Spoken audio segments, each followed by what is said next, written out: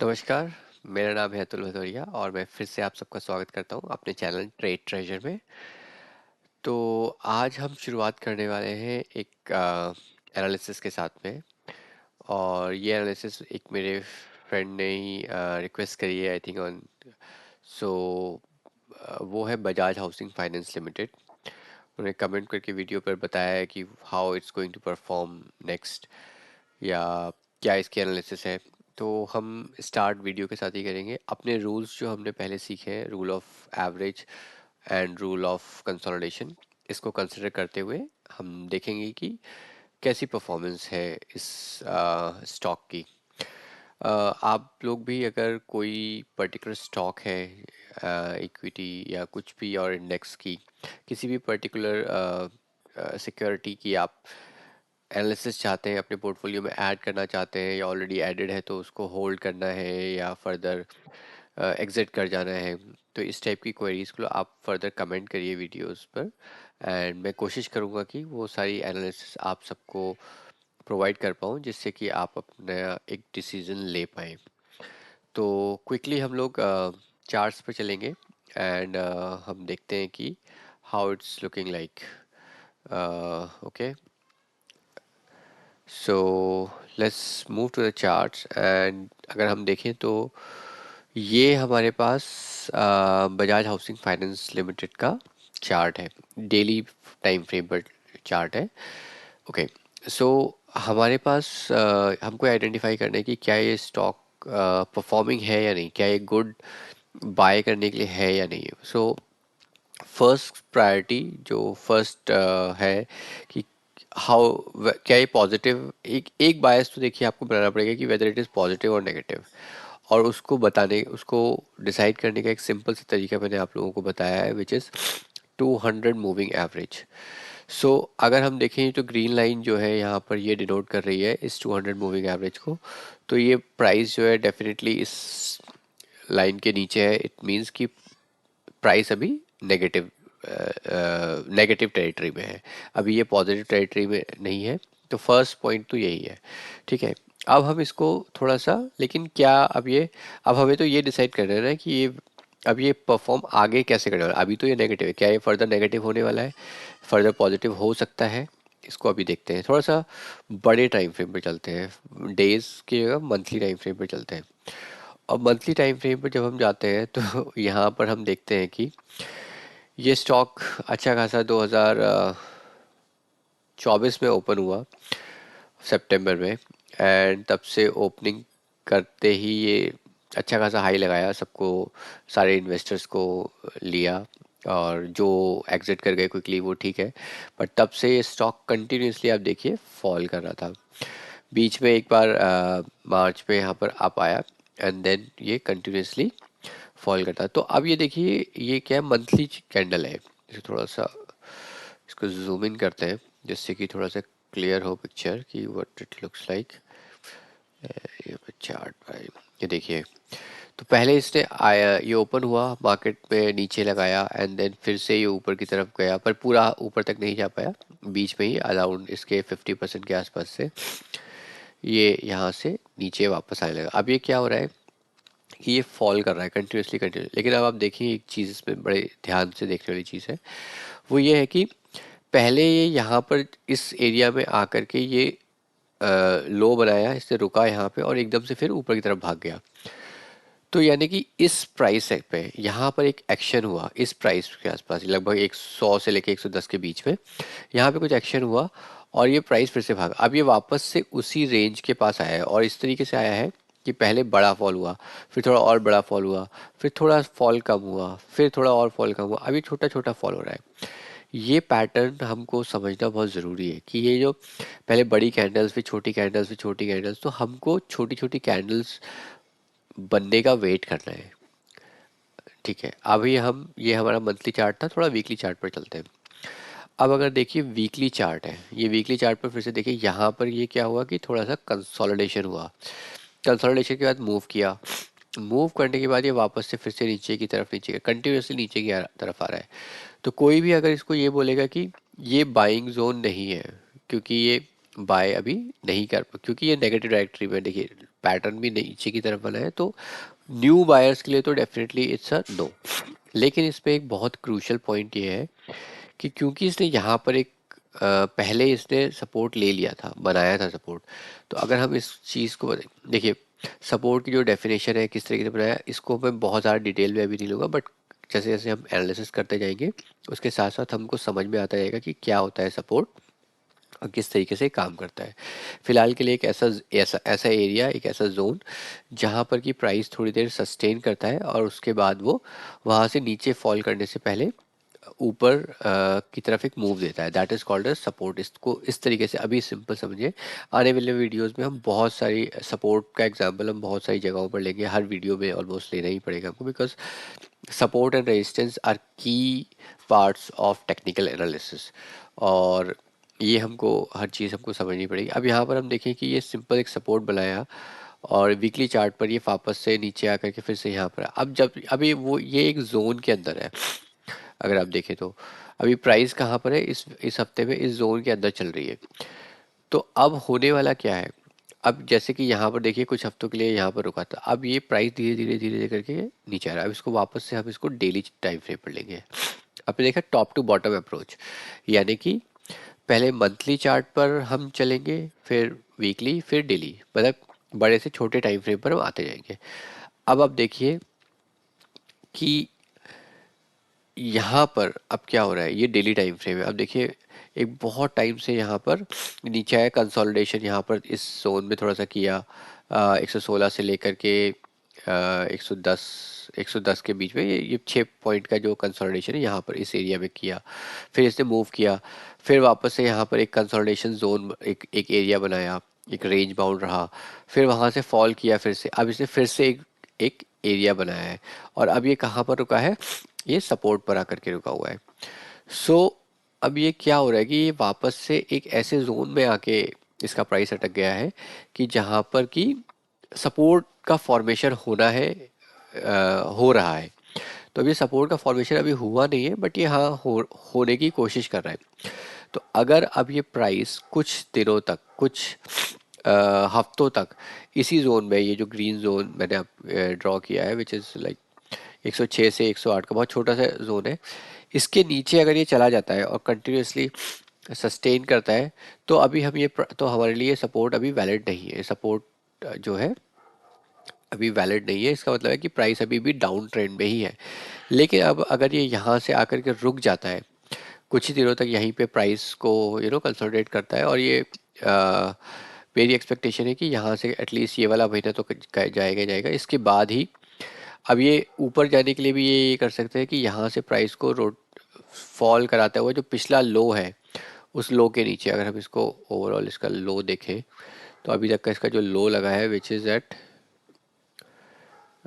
इस कैंडल में लगा है, मंथली कैंडल में देखें तो 103, तो लगभग लगभग 100 रुपये के आसपास आकर के इसकी जो वैल्यू है वहाँ पर ये सपोर्ट ले जाए, क्योंकि इसके लो एक नया लो लगाए और फिर जो है ये ऊपर की तरफ जाए, क्योंकि ये मार्केट का बिहेवियर रहता है जनरली इक्विटीज़ का।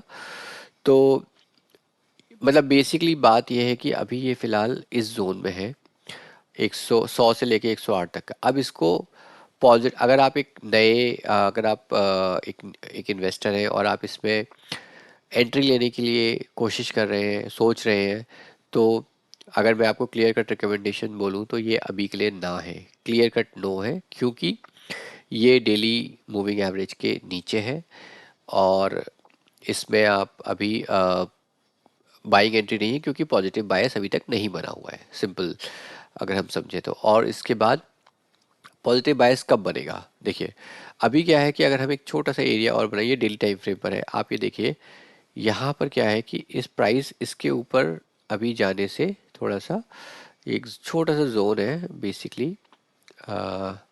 अभी प्राइस को क्या है, ये एक रेजिस्टेंस जोन है, तो इसको थोड़ा रेड में मार्क कर लेते हैं, सिंपल, ठीक है।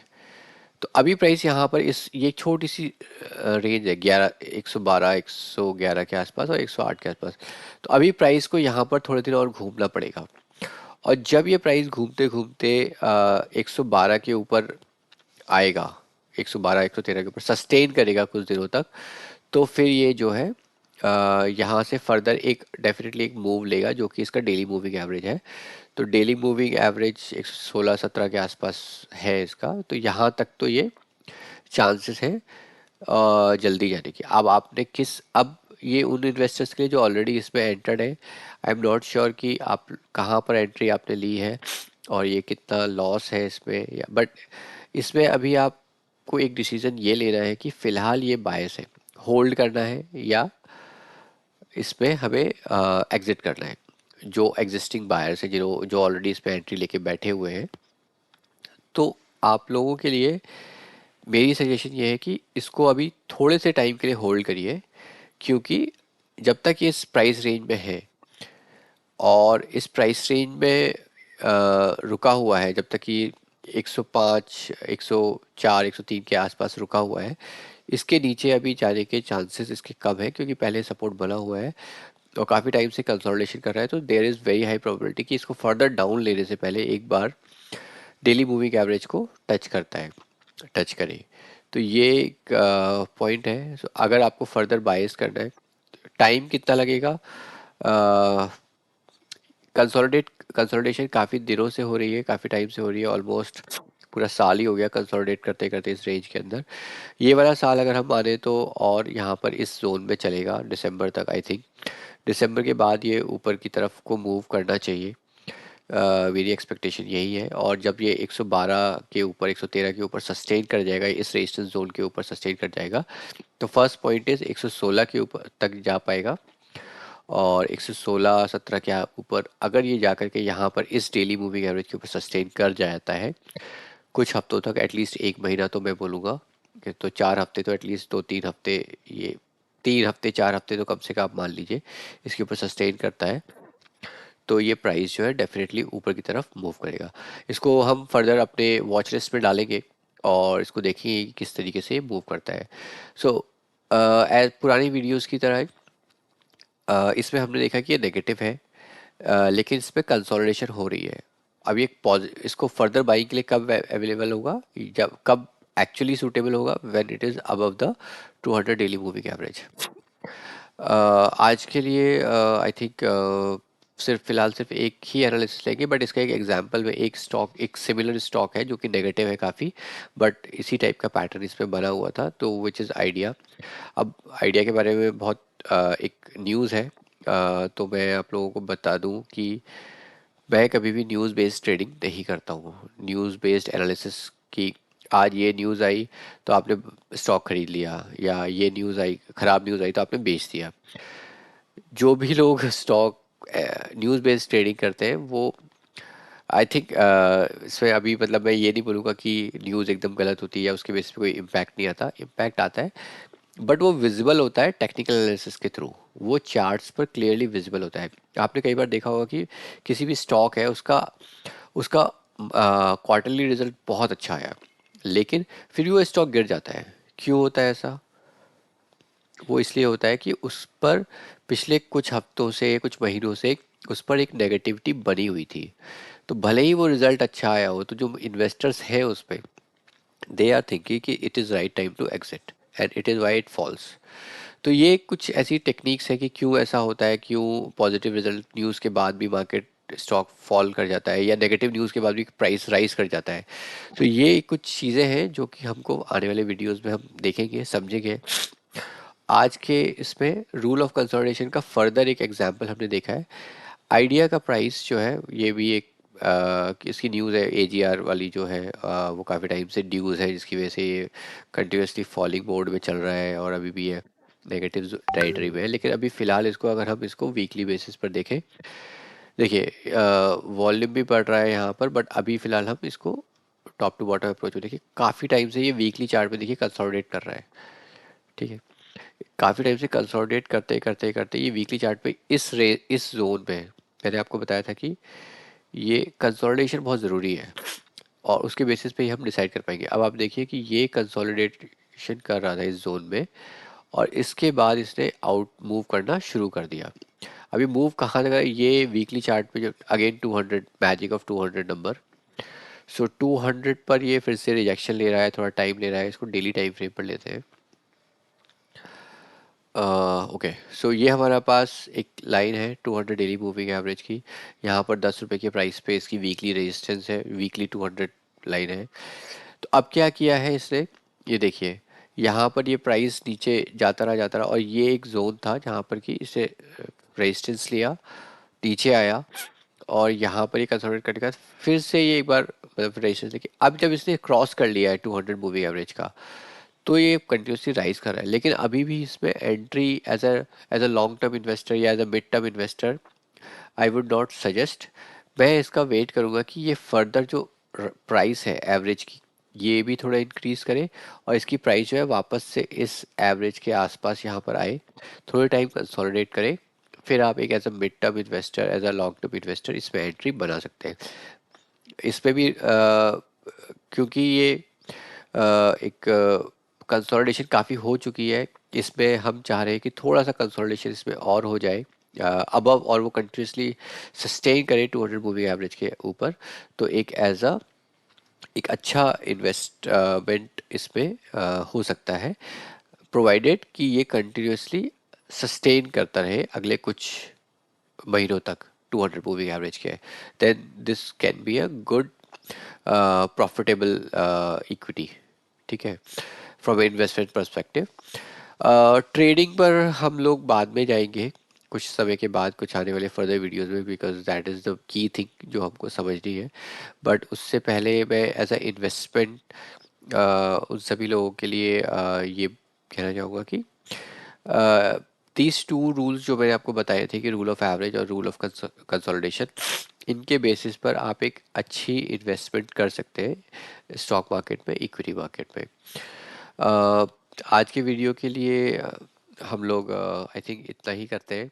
और फर्दर आप सबसे बस एक रिक्वेस्ट है कि आप सभी लोग जो भी इन्वेस्ट करना चाहते हैं या ऑलरेडी मार्केट में इन्वेस्टेड है और अपने स्टॉक्स की, अपने पोर्टफोलियो की एनालिसिस चाहते हैं, तो आप वीडियोस पर ज़रूर कमेंट करें।